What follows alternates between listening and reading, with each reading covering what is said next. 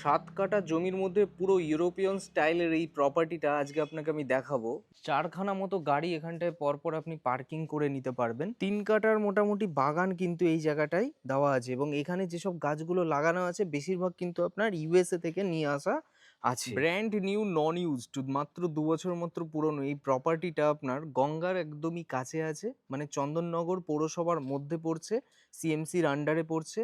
Total 4টে entry আছে, 5 তলার foundation, 22টা pillar দিয়ে কমপ্লিট আছে। 8,000 থেকে 9,000 লিটারের আপনার একটা রিজার্ভার কমপ্লিট আছে। ইস্ট ফেসিং এন্ট্রি আপনার হলো, এটা আপনার কিচেন পোর্শন আছে যেটা আপনার ওপেন কিচেন, লাফা সিমেন্ট টাটা স্টিল দিয়ে ফুল কমপ্লিট করা আছে। এটা হলো আপনার চন্দননগর স্টেশন এবং মানকুণ্ডু স্টেশন, এখান থেকে 2 কিলোমিটারের মতো ডিস্টেন্সের মধ্যে টোটো অটো সব কিছু আপনি পেয়ে যাবেন। চন্দননগর ঘাট এখান থেকে 1.2 কিলোমিটার মতো ডিস্টেন্স মতো। এটা হলো ওয়াশরুম যেটা আপনার অ্যাটাচ টয়লেট, মানে মাস্টার বেডরুমের যে অ্যাটাচ টয়লেটটা দেওয়া হয়েছে এখানটায়।